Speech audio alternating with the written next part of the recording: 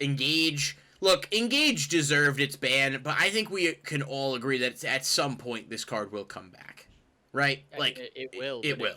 Right, and it shouldn't, but exceptionally degenerate. Agreed. It's a card that feels like it was printed in like 2003 because it doesn't have any once per turns. It doesn't have any real restrictions, but I would bet money that this card comes back at some point. Like, I truly believe that at some point this is going to come back.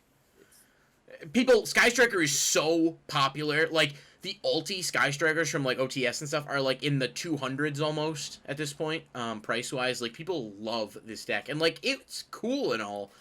But, like, I played in this format. Like, this deck got old, man. I did not want to play against this anymore. Like, it was just not fun. And then they hit this to 1, or hit Widow Anchor, and nothing mattered. Like, it didn't matter until this was banned. And even now, Sky Striker is still, like, a viable, like, tier 3 deck. Like, it still can play.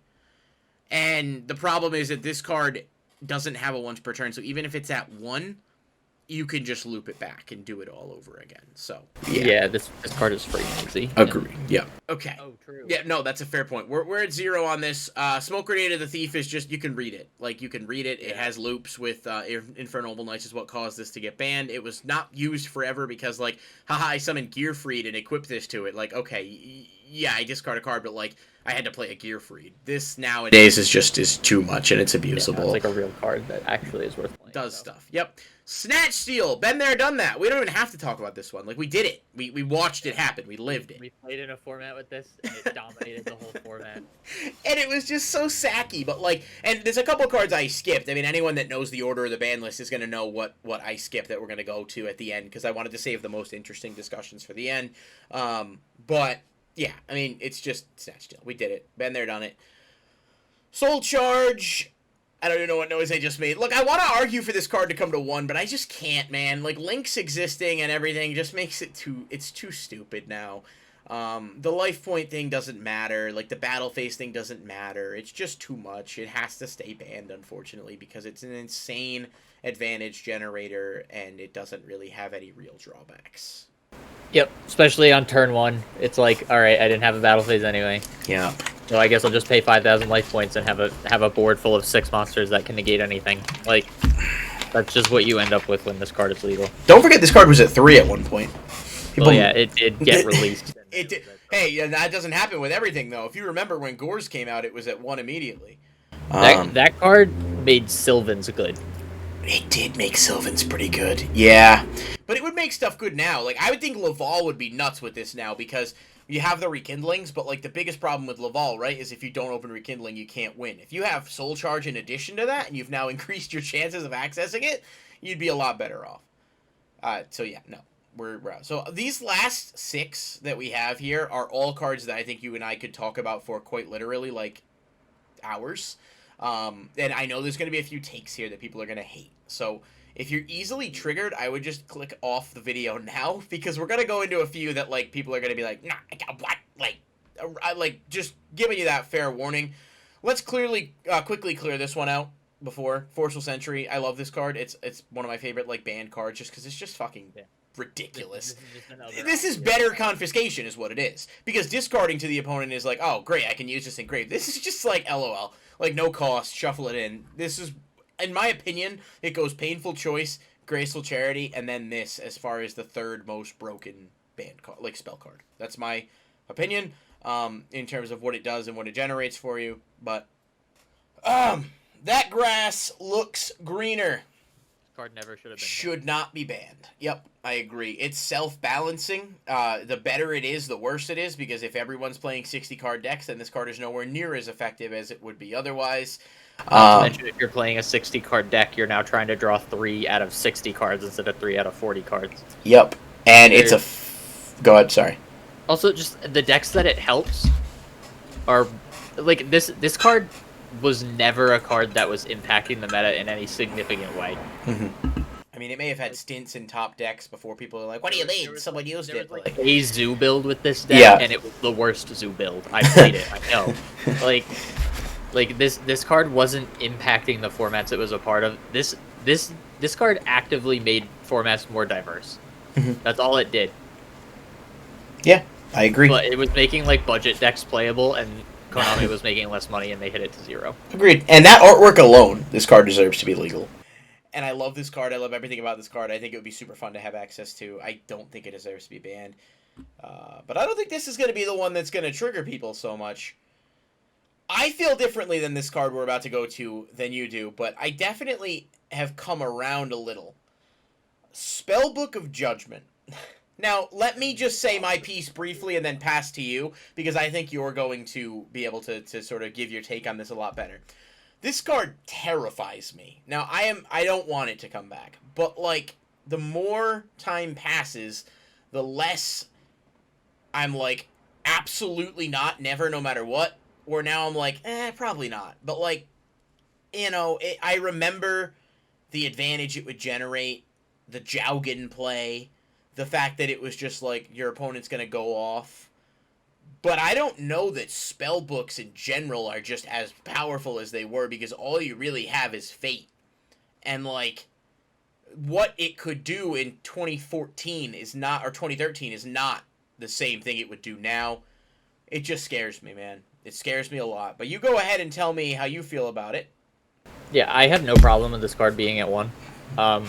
For starters, like you said earlier, like, all of the spellbook cards that aren't Spellbook of Fate have aged out. They're just clunky and old, and they don't really do it. Like, Spellbook of Power is it's just a bad card. Like, Spellbook of the Masters is an okay card because it can copy Spellbook of Secrets, which is just a search card. Spellbook of Knowledge is a pretty good newer spellbook card, but it's letting you draw other spellbook cards, which isn't good. The best thing that this card can do is summon a Jowgen. I tested this card at 1, where every single game we gave it to my opponent in their first turn hand, and it didn't feel super strong, and that was like 3 years ago, 4 years ago. That was in 2017. I don't think this card at 1 would be anywhere near as much of a problem as people believe it would be. This is definitely a card that people like look at and they're like, oh my god, this card was able to compete with Dragon Rulers. Yep. But then you think about the fact that Dragon Rulers have also kind of aged out a little. Not as much as Spellbooks. Spellbooks have aged way worse than Dragon Rulers. So at least Dragon Rulers can make Dragon Link plays and stuff. Dragon Rulers still gives me shivers. Like, the idea of Dragon Rulers being at full power again still makes me a little uneasy. I don't know how I feel about it, but it may just be because I live that format. This card at 1 would be fine. I don't think this card could go to anything more than 1 for very obvious reasons. Like, but... Because at that point, you're just insane consistency. Because it just... It is, like, it's a crazy deck thinning card. And... It can summon things like Jowgen, which again is pretty scary. It's a walking vanities. But again, this is also a card that, while the game has aged, we've gotten stuff like Ash Blossom, which can sort of mitigate the problem with this card, or Droll and Lockbird, or I mean, Droll and Lockbird was out. But it was, and it was insane at the time with this. It was like one of the only counters you had to it. But back in the day, if a Judgment resolved, you were fucked. I mean, Dragon Rulers did not have an out to Jowgen going for usually. And now, like, now a Spellbook player is searching 13 Spellbook cards, and you're like, okay, 2 of those are good. Like, you could hurt Dragon Rulers with Kaiku, too. There were plays where you could have a Kaiku and a Jowgen out, and they couldn't banish from grave, and then... that's what Kaiku is, right? It's neither your opponent can't... Kaiku is the one where it deals damage and it banishes 2 cards from your opponent's grave. I thought it had an effect also that said your opponent can't banish cards from the graveyard. But maybe I'm wrong. I could be. I'm looking it up right now because I'm just curious. Kaiku the Ghost Destroyer was a spellcaster. Your opponent cannot banish cards from either player's graveyard. Yeah, so that card... And again, that combo at the time was different because Dragon Rulers were basically like... 40 cards that were like, look how big my dick is. I don't care what you do. I'm going to slam it on the board, and I'm going to just go off. And I discard all my cards. It doesn't matter. I'm going to get it all back with Super Rejuvenation. Like, when you basically told them that, like, their main playstyle couldn't happen, they were fucked. And that was different now. So, let me know what you guys think in the comments down below about Spellbook of Judgment specifically, because I'm really interested to see responses from people, like, that actually played in that format. I mean, anyone, please, but, like... If you played that format and you know what it did and you know why I'm hesitant about it anyway, and then you listen to Ryan's logic, which is super sound, like my Shockmaster logic, like both ideal levels of sound. And those are both equally compelling arguments. But seriously, down below, listen up. Spellbook of Judgment sort of does have the same sort of counters that Shockmaster does, because again, the only real thing that it's doing for a Spellbook player is summoning Jougin. So like you can imperm Jougin, you can Ash Spellbook of Judgment, you can do these, especially like we have things like Lightning Storm. Raigeki is at 1. There are cards that exist that just like that make this less consequential than it used to be, which again we've discussed isn't like a super great rationale. But the more common that those cards become, the less scary cards like this are, because people are just gonna always run those cards.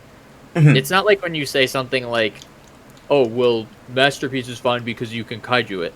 Alright, well, that's forcing people to change their deck and play a bunch of kaijus because Masterpiece is absurd. Right. And it's people playing Judgment isn't going to magically make people play Ash because they're already playing Ash. Right. It's not forcing the change. People play Imperm because they're already playing Imperm. I do worry about the way people play the game. Sky Striker too. I just thought about it, like how quickly they could fill the grave up with spells to like honestly make like some weird hybrid where it's like you go through your spells and you play this and then you special something. I don't know. I'd be wicked excited to see what they would come up with for that. Maybe we'll have to test it in the future. I mean, we already got that Shockmaster test we got to do. But let us know what you think about this one. This is a good one. This is a hot button one. Now, this one, for those of you unfamiliar with what it does, Pot of Greed allows you to draw 2 cards from the top of your deck when it's activated. Probably the most iconic like Yu-Gi-Oh spell card ever, maybe other than Monster Reborn. It's obviously banned for a reason. But yeah, in a game where your minimum limit is 40 cards, a card that draws you 2 cards is inherently way stronger than in a game like Pokemon or Magic, yes, where like draw 2 cards are almost not even good. Right, and in Pokemon, don't forget, I mean, obviously it's different, but if you play a supporter in Pokemon that lets you draw, you can't play any more supporters for the rest of the turn. Pot of Greed's not going to stop you from drawing anything else. So that's another thing. So I've made my argument for why I don't really think Pot of Greed coming to 1 would be like the worst thing in the world. And I can give my reasoning for this. That doesn't mean I think it should come off. Correct. I want to make that abundantly clear. I feel like this card should stay at 0. Again, I said a 40-card deck minimum means that this card just inherently gets better. But here's my logic for why I don't think it would be horrible.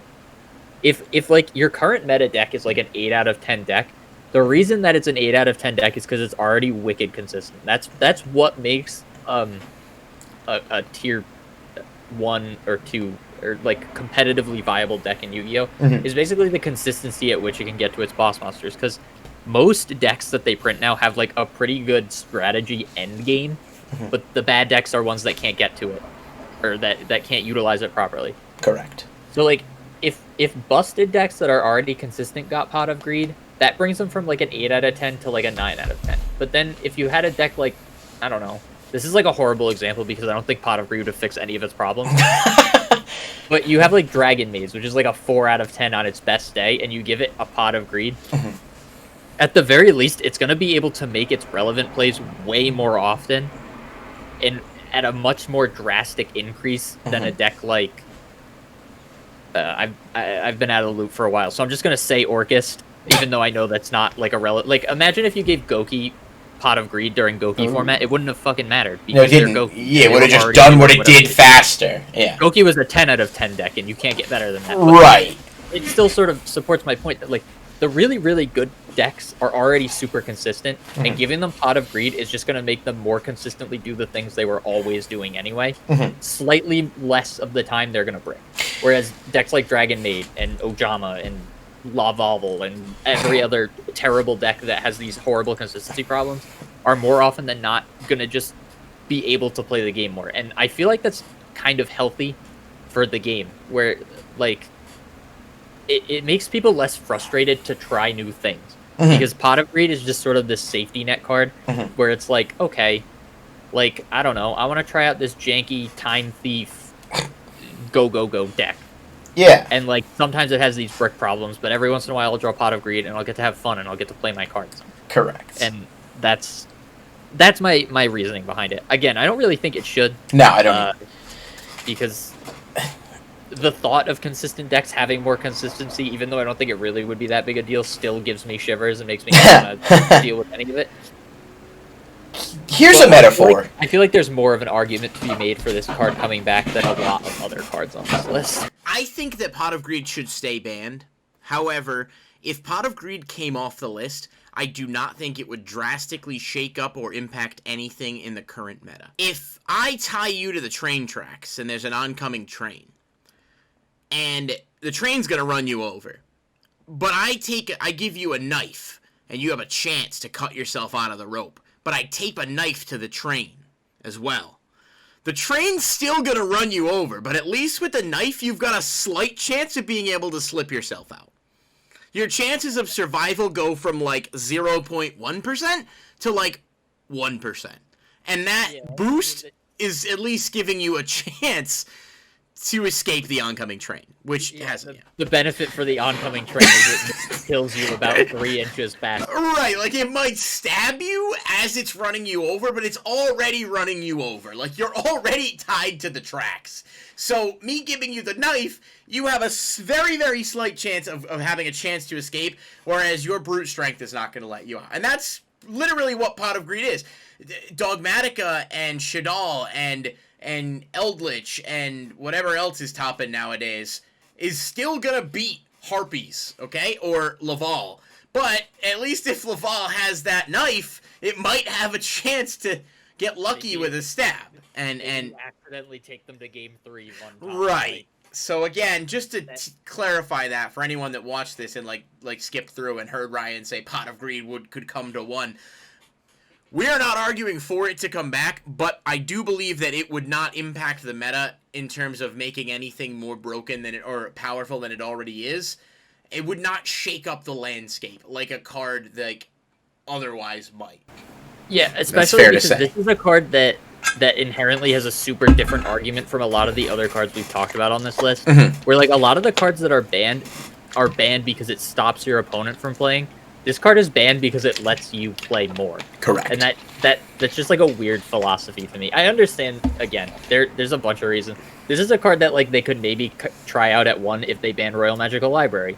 Because, again, that card's just a degenerate mess. And drawing 2 cards when you have Royal Magical Library on the field off of a spell card is insane. So, like, again, not arguing that it should be coming back, but there's a way better argument for this card coming back than, like, half the cards we've already talked about. Yes. I don't even know that it's so much that there's an argument for it coming back as it is there's not as big of an argument against it. Like I could sit here and give you a list of reasons why all these other cards could come back with complex examples. Pot of Greed, it's like, it's a +1.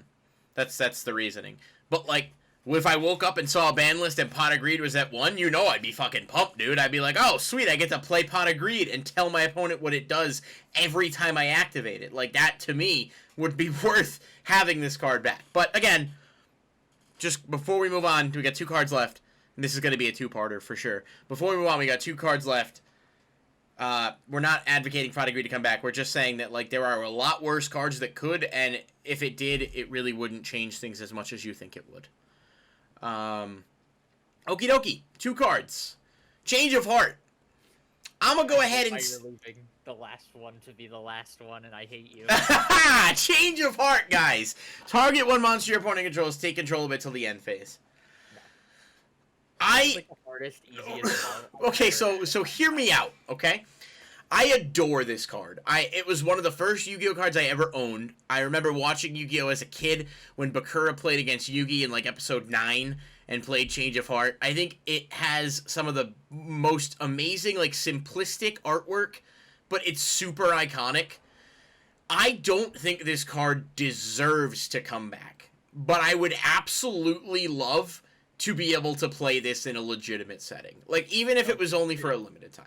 I don't think you could ever make a real argument for this card coming back. I don't think anyone's brain on the planet could come up with a cohesive argument as to why this card could come back, especially you, when earlier you said that Snatch Steal was a... Oh yeah, Snatch Steal's broken, but it's an equip spell that you could search with, like, Hidden Armory.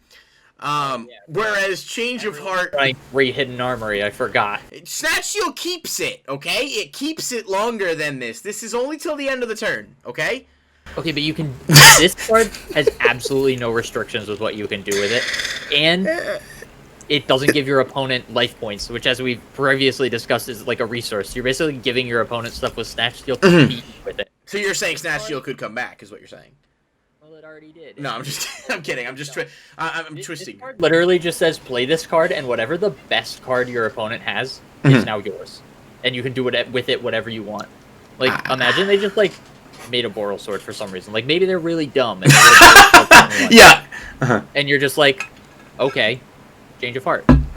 Okay. Or like maybe, or even better, like maybe they made like a full board of cards, and one of those cards was Borreload, and for some reason they didn't OTK you, and you top deck Change of Heart, and you're just like, Change of Heart, take your Borreload, swing your monster, take your monster, kill your other monster, link these two away into like a lander or something for free, all of one. Like, again, that's super dependent on your opponent, like being bad and making like a really stupid board with a Borreload for no reason. Yeah. But again, the precedent is basically the same as Snatch Steal. You're basically taking the fruits of your opponent's labor for absolutely no cost. Agreed. And that's just degenerate as hell. This card. Now there's no logical person that's saying there are a couple of things. You could set, for example, Amoeba, and then set Light of Intervention.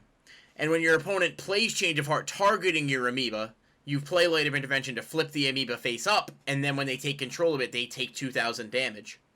Alternatively, you could set True Exodia, and then give your opponent 4 Fiend monsters. And then when you take control of it and you flip it up, you win the duel because they control the True Exodia and you have the Fiend monsters. So again, I just want to point out that the balance part of this card. Look, this card is disgusting. Please bring it to 1, please. I want to play it just once. Just Konami, if you're listening, which you're probably not because it's not a slot machine. Like, I just want to be able to one-time play, particularly the Legendary Collection Yugi's World Secret, because I think it's a gorgeous fucking card. This card should never come back, but please, like, I'm diabetic. I shouldn't eat cake, but it doesn't mean every once in a while I'm not going to go to Greg's and get a slice of Death by Chocolate. Like, just, life is short, and I really want to be able to play Change of Heart once. So, like, please give it to me. All right, that's where I'm at on this. I'm not arguing Change of Heart with a player brain. I'm saying I want this to come back because I want to be able to play it. So fuck everybody else. Okay, that out of the way. We both agree Change of Heart to 3. The last card, Mirage of Nightmare. The last 4 years, I've been saying how much I want this card to come back. This is a card that should never come back. Granted, in terms of cards on this list that could come back, this one isn't really one of the more heinous ones. But like, I just want this card to come back because I really like playing True Draco, and I want to draw 4 cards on my opponent's turn and then tribute summon over and not have to pay the cost. Like, I want people to start playing one of this card and then one of Emergency Provision. The Jade and Yuki special. Yeah, because, like, the worst part is that, like, that's not a terrible idea. That's the worst part. Because, like, you draw 4 cards, and then you get to your draw phase, and you draw 1 more, and you can just, like, Emergency Provisions in your draw phase and get rid of it, and not have to pay its cost. Like, this card is really dumb, and I really want to just be able to activate it once in my life.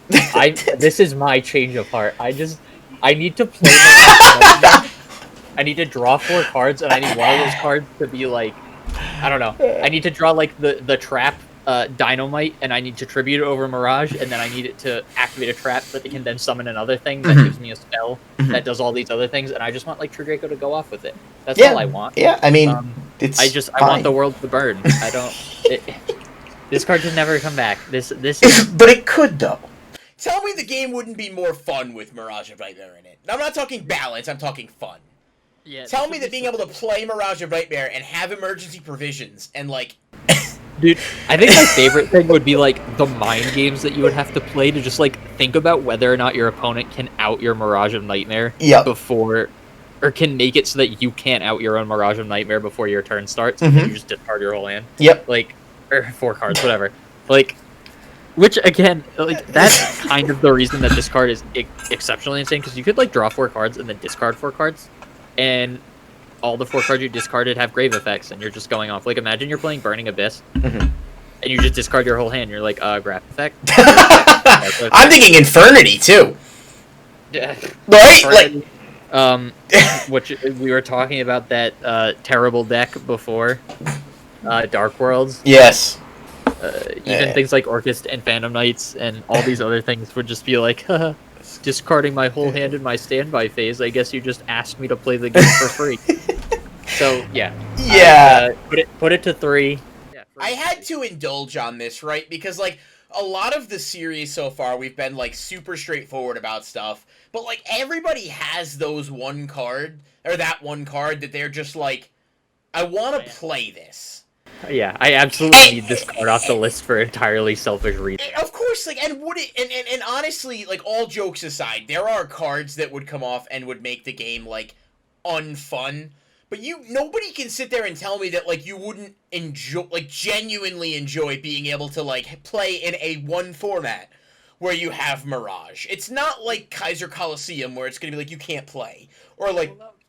Good. We know this because we played Snatch Steal format. One of the most degenerate formats ever to exist because it was Necros format with Snatch Steal. And that's still, like, one of my favorite formats I've ever played. Because... your opponent would just, like, go off on you, and they'd be like, I made a board with Necros of Valkyria and a Necros of Unicorn, and I Zinlocked you. Yeah. And you'd be like, I'm gonna Snatch Steal your Necros of Valkyria, and then I'm gonna tribute 2 cards from my hand to draw 2 cards. Snatch wasn't even the most broken card in that format. Jin was. Like, that's what's insane. Like, it wasn't even the most broken thing. And I played 6 Sense format when 6 Sense came out. The point is that, like, some of these cards, we've said that a lot of these cards can never come off, but I bet, like, genuinely half of these cards everyone would enjoy playing with for, like, 3 months if they just got banned again right after. Right, that's the thing, and I read something many years ago, the creator of the game said that, like, it was his intent to have every card be able to come back at least once. Like, whether it was through a retrain, or like, an errata, whatever. I've said before, like, I don't mind erratas on some things. Like, if you want to errata Butterfly Dagger because it's fucking useless anyway, get it off the list, that's fine. Technically, it does make Guardian Elma playable, so... I want people that are gonna, like, angrily respond to this to honestly tell me in the comments, or wherever you're responding to this, what, like, is so bad to you? What is making you so angry at the thought of one format with Change of Heart and Mirage of Nightmare? Because, like, there's going to be those people out there that are gonna be, like, have their noses snobbed up and be like, these idiots. Like, what's making you so mad about it? Like, for one format. That you cheesily get infuriated because your opponent changes Heart to 2. Yeah. Yeah, like, the idea of being in a game and you're losing, and I understand how dumb this sounds, but I don't care. You're losing, and you top deck Change of Heart, and for some reason, and it's modern Yu-Gi-Oh, so your opponent's gonna have 100 negates, but, like, let's say you resolve a Change of Heart. You're gonna tell me that's not satisfying? That's not, like, killing Mr. X levels of satisfying, like, where you're just like, I have worked this whole game and endured my whole life this pain, and now I'm gonna Change of Heart and take your Borreload Savage Dragon and attack you directly for game. Like, I just think at its core this is a game and it's supposed to be fun, and it would be fun to be able to have access to some of these cards, like, just in a modern setting for a brief period of time. That's my opinion on it. That's my take on it. And if you're mad about it, I think you just need to, like, look at it from a perspective of, like, I'm not trying to, like, say, bring it back forever, but, like, shake things up a little bit every once in a while. Like, people complain that things get stale. I can promise you if we got Mirage and or Change of Heart back. If they just rotated random broken spells into one on every ban list, it would never get stale. No, it would be fun! Like, everything except the cards we talked about, like Painful Choice and Graceful Charity. Like, I get that. Fuck it. Right, but, like... Painful Choice format. Give me Painful Choice format. Yeah, I mean, I guess, right? But, like, the problem with Painful Choice is that, like, it's one of those cards that, like, if I open Change of Heart before you, I don't have an inherent advantage, because Change of Heart going first is literally useless, right? But if I open Painful Choice before you, I win the game 90% of the time. That's the difference. That's where... What? No, but, like, you don't have a real chance to play, and I don't want that. But, like... Yeah, no. Exactly, but again, like, there's a lot of these cards that would just, like, make decks more fun to play, not inherently be balanced. No, but balance isn't always... The metagame exceptionally healthy. But that's okay! Like, you'd slap a card down on the table and you just get this rush, you'd be like, I feel it. This is Change of Heart! This is fucking, you know, you thought this was over, Kaiba! Like, you play... Like, no, I got Change of Heart now. Like, I just think at its core, the game is a game. It's supposed to be fun. And sometimes in Monopoly, putting money in free parking so that when you land on it is rewarding. Like, sometimes in Uno, you know, playing the reverse on the opponent when they play a draw 4 feels good. And I just think that, like, so often everything about Yu-Gi-Oh has to be so serious and intense, and like, would it really be that bad to have one format where we could play with 1 or 2 of these cards? The answer is no, and if you disagree, you're wrong. But I'm kidding, obviously, but you're wrong. But like, definitely, like, let us know honestly how you feel about this, because I'm curious if there's other people that have that feeling, and if so, like, I don't know, maybe you feel a different card that we talked about would be your Change of Heart or Mirage of Nightmare. What do you want to see back? Because 4 years ago, the very idea of Mirage of Nightmare, I mean, of Heartbeats for the Dust are coming back, was like, people were like, oh my god, no, I jump off a bridge. Like, it's back. It's solid, but it doesn't even see play in everything. So, like, I don't know. Let us know.